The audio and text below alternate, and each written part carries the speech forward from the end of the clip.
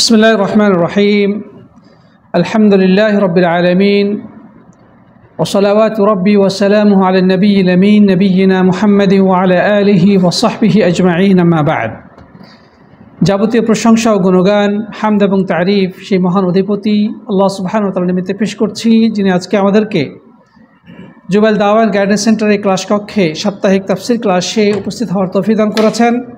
এই জন্য আমরা মহান অধিপতি আল্লাহ সুবহানাহু ওয়া তাআলার দরবারে অবনত মস্তকে কালিমাতুশ শুকর আদায় করি, পড়ি আলহামদুলিল্লাহ।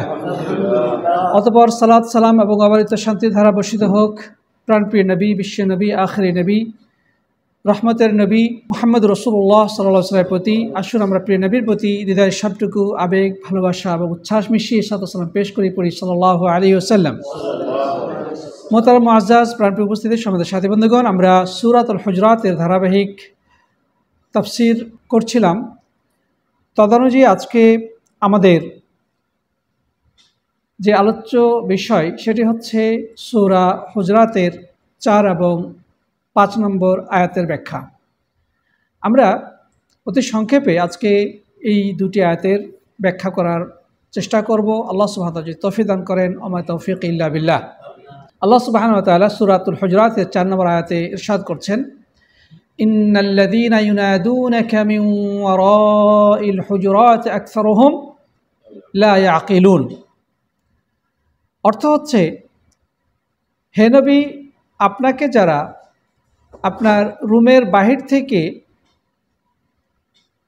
ডাকাডাকি করে অধিকাংশই নির্বোধ।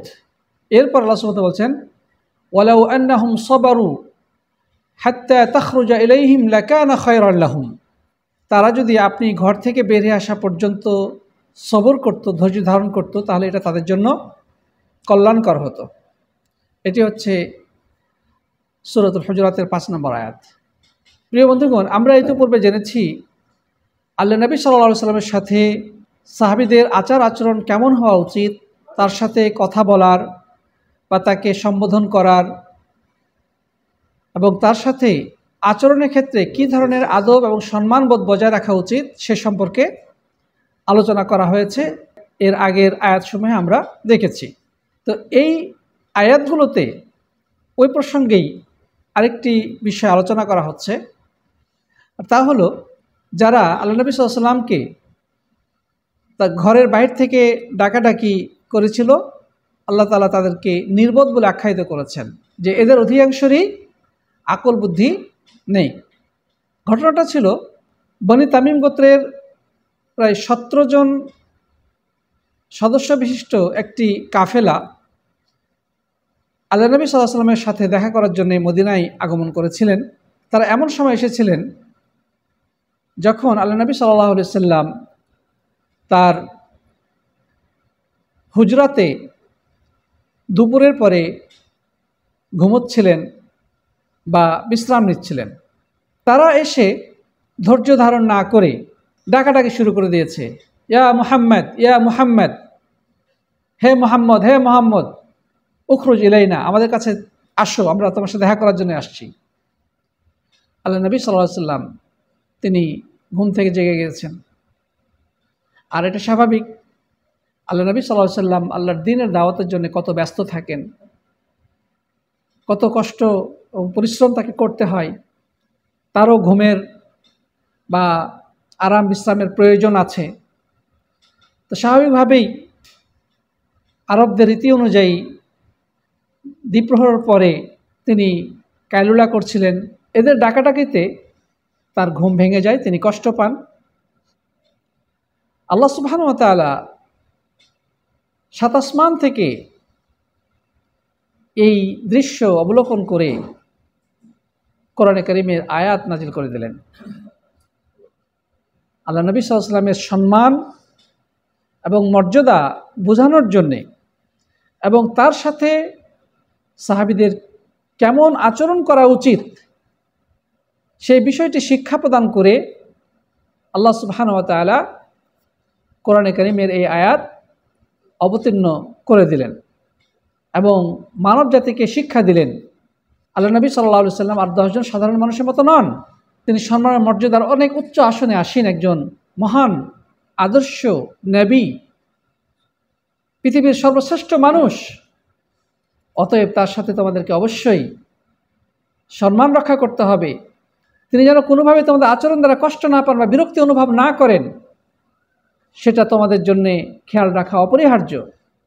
তাই তো রব্বুল আলামিন এই 4 নম্বর আয়াতের মধ্যে বলে দিলেন যে যে সকল লোকজন বাড়ির বাইরে থেকে হে নবী আপনাকে ডাকাডাকি করছিল, তাদের অধিকাংশই নির্বোধ।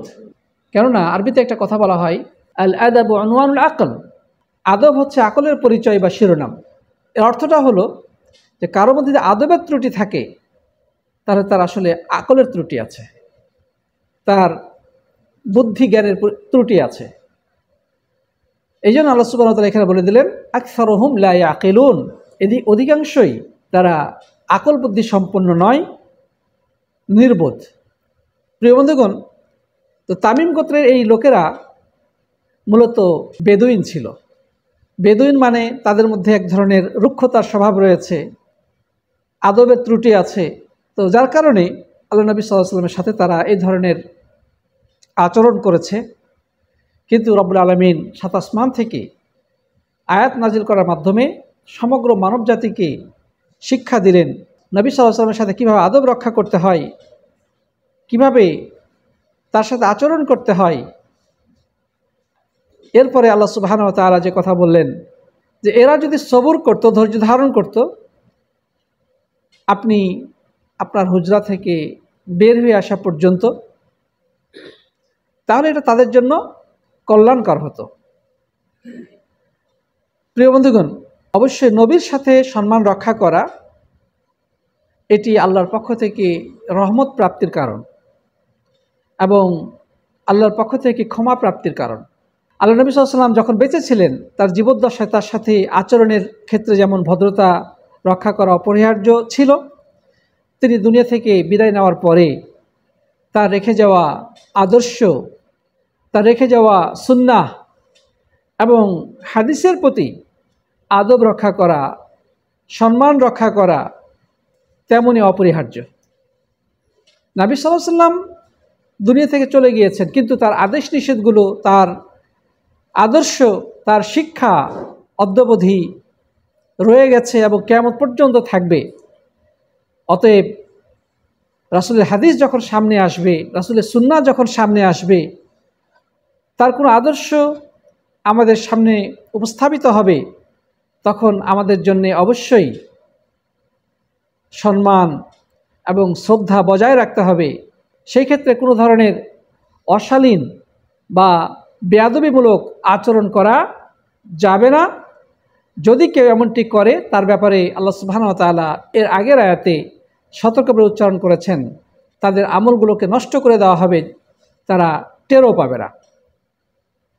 সাথী বন্ধুগণ, আল্লাহ সুবহানাহু ওয়া তাআলা এখানে লাস্টে দুটি শব্দের কথা বলেছেন, ইন্নাল্লাহা গফুর রহিম, আল্লাহ হচ্ছেন ক্ষমাশীল এবং অতিশয় দয়ালু। আল্লাহ তাআলা ওই সকল বেদুইনদের এই বেয়াদবিমূলক আচরণের বিষয়টিকে ক্ষমা করে দিয়েছেন, কারণ তিনি অত্যন্ত ক্ষমাশীল। তারা জানে না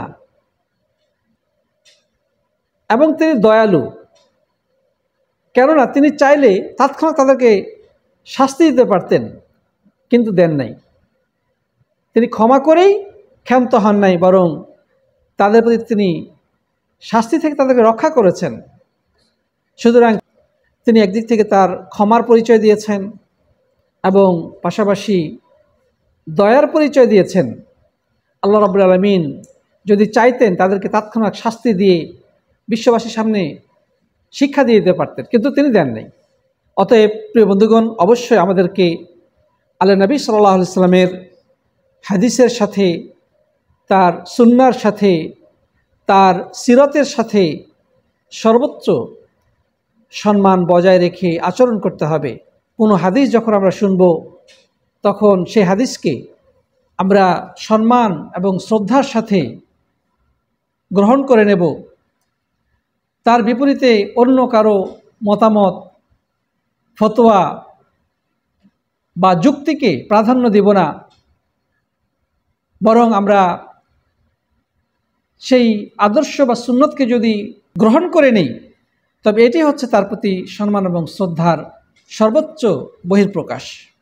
আমরা এই দুটি আয়াত থেকে কি শিখতে পারলাম? যে সম্মান, শ্রদ্ধাবোধ এবং আদব রক্ষা করা একজন বিবেকবান মানুষের পরিচয়। যার মধ্যে আকলের ত্রুটি আছে সেই বেয়াদব হয়। দ্বিতীয়ত হলো আল্লাহ রাসূল সাল্লাল্লাহু আলাইহি সাল্লামের সম্মান রক্ষা করা অথবা তার হাদিস বা সুন্নাহর প্রতি সম্মান রক্ষা করা আল্লাহর পক্ষ থেকে রহমত এবং মাগফিরাত পাওয়ার মাধ্যম। আল্লাহ তাআলা আমাদেরকে রহমত দ্বারা সিক্ত করবেন এবং আমাদের গুনাহগুলো মোচন করবেন আমরা যদি আল্লাহ নবী সাল্লাল্লাহু আলাইহি সাল্লামের রেখে যাওয়া সুন্নাহ, আদর্শ এবং সিরাতের প্রতি সম্মান বজায় রাখতে সক্ষম হই। আরেকটি বিষয় হচ্ছে যে নবী করিম সাল্লাল্লাহু আলাইহি সাল্লাম তিনি দুনিয়া থেকে চলে গেছেন, কিন্তু আল্লাহ নবী সাল্লাল্লাহু আলাইহি সাল্লাম আলেমদের ব্যাপারে বলেছেন যে তারা হচ্ছে ওয়ারাসাতুল আম্বিয়া, নবীদের ওয়ারিস। নবীদের যারা ওয়ারিস বা উত্তরসূরি, তাদের সাথে আমাদের আদব রক্ষা করে চলা উচিত। তাদের সাথে আমাদের কথাবার্তা বলার ক্ষেত্রে সম্মান, ভদ্রতা এবং শালীনতা রক্ষা করা কর্তব্য। যদি সে কোরআন এবং সুন্নাহ ভিত্তিক কথা বলে, যদি সে প্রকৃতই ইলমে ওয়াহির ধারক এবং বাহক হয়। আবু ওবায়দ নামক একজন অত্যন্ত জাহেদ বা আল্লাহওয়ালা এবং বিশ্বস্ত ব্যক্তি বলেছেন, মা দাকাক্তু বাবা আলিমিন কাত্তু হাত্তা ইয়াখরুজা ফি ওয়াক্তি খুরুজিহি, আমি কখনোই কোনো আলেমের দরজায় গিয়ে আঘাত করি নাই যতক্ষণ পর্যন্ত তিনি তার সময় মতো বের না হয়ে এসেছেন। আপনার আলেমের কাছে কোনো একটা বিষয় জানার দরকার। তিনি বাড়িতে আছেন, তিনি কী অবস্থায় আছেন আপনি জানেন না। এই ক্ষেত্রে সেখানে গিয়ে আপনি দরজায় আঘাত করবেন এবং হাঁক ডাক শুরু করবেন, এটা ঠিক না। অপেক্ষা করেন, অথবা আপনার জানার চেষ্টা করতে হবে তিনি কখন বাড়ি থেকে বের হন, সে সময় আপনি তার সাথে দেখা করেন। কিন্তু তিনি এখন হয়তো বা ঘুমাচ্ছেন, তার ফ্যামিলির সাথে সময় দিচ্ছেন, আর আপনি যে ডাকাডাকি করে ওনাকে আপনি বাইরে নিয়ে এসে আপনি মাসলা জিজ্ঞাসা করতেছে, এটা কোন ধরনের আদব? সাথী বন্ধুগণ, এই বর্তমান সোশ্যাল মিডিয়ার যুগেও আমরা কিছু মানুষের অভদ্র আচরণে বিস্মিত হই। কোনো একটা মাসলা সে জানতে চায়, অথবা মেসেঞ্জারে বা হোয়াটসঅ্যাপে কোনো একটা মেসেজ লিখেছে যে শাইখ এই উত্তরটা জানতে চাই। তো কোনো কারণে উত্তরটা দিতে বিলম্ব হচ্ছে, উনি রেগে যান। রেগে যেয়ে অনেক খারাপ কথা বলেন, যেটা অনেক কষ্টদায়ক। একজন আলেমকে আপনি জিজ্ঞাসা করেছেন, হয়তো এই মুহূর্তে ব্যস্ত আছে, উত্তর দিতে পারে নাই, আমি ব্যস্ত আছি এই কথাটা লেখারও সময় পাই নাই, আপনি পরবর্তী তাকে আবার স্মরণ করিয়ে দেন। বলেন যে শাইখ একটা প্রশ্ন করেছিলাম, যদি একটু উত্তর দিতেন। ভদ্রভাবে কথা বলেন। কিন্তু একবার প্রশ্ন করেছে, হয়তোবা উত্তর দিতে ভুলে গেছেন ওই শাইখ, অথবা অনেকটা লেট হয়ে গেছে, পরে এসে অনেক বাজে ধরনের আচরণ করে। আপনাকে কল দিয়ে তো পাই না, আপনার মেসেজ দিয়ে তো পাই না, আপনার উত্তর দেন না, আপনার মুড নিয়ে থাকেন, আপনার অহংকার করেন। নাউজুবিল্লাহ। এগুলো কি উচিত বলেন? যাই হোক, এই জন্য বলা হয়েছে যে আল আদাব উনওয়ানুল আকল, আদব হচ্ছে আকলের শিরোনাম বা আকলের পরিচয় বহনকারী। যার আদব যত বেশি, বুঝতে হবে তার মধ্যে আল্লাহ তাআলা আকল দিয়েছেন, জ্ঞান বুদ্ধি দিয়েছেন। আর বেয়াদব হয় সবসময় নির্বোধ, আহাম্মক। আল্লাহ তাআলা আমাদেরকে জীবন চলার প্রতিটি ক্ষেত্রে আদব, সম্মান এবং শ্রদ্ধাবোধ বজায় রেখে জীবন পরিচালনা করার তৌফিক দান করুন, আল্লাহুম্মা আমিন। বিশেষ করে কোরআন হাদিসের সাথে, রাসূল করিম সাল্লাল্লাহু আলাইহি ওয়াসাল্লামের সুন্নাহর সাথে সর্বোচ্চ আদব রক্ষা করার তৌফিক দান করুন, আল্লাহুম্মা আমিন। আলেম উলামা, সম্মানিত ব্যক্তি, এমনকি নিজের স্ত্রী পরিবার, সন্তান সন্ততি, সহপাঠী, কলিগস, সহযাত্রী, এদের সাথেও কিন্তু আমাদেরকে আদব রক্ষা করে চলতে হবে। একজন ইমানদার হবে সবসময় ভদ্র, শালীন, নম্র, বিনয়ী। সে কখনো অহংকারী হবে না, অশালীন ব্যবহার সে করতে পারে না, বেয়াদবিমূলক আচরণ তার দ্বারা প্রকাশিত হতে পারে না। এই ব্যাপারে আমাদেরকে সবাইকে সতর্ক হতে হবে। সাথে সাথে দোয়া করব রব্বুল আলামিন আমাদেরকে যেন সব ধরনের অশালীন, অভদ্র এবং বেয়াদবিমূলক আচরণ থেকে হেফাজত করে। আল্লাহুম্মা আমিন। জাযাকুমুল্লাহু খায়রান। হাদা সাল্লাল্লাহু আলা নবিয়িনা মুহাম্মদ ওয়া আলা আলিহি ওয়া সাহবিহি আজমাইন। আসসালামু আলাইকুম ওয়া রাহমাতুল্লাহি ওয়া বারাকাতুহু।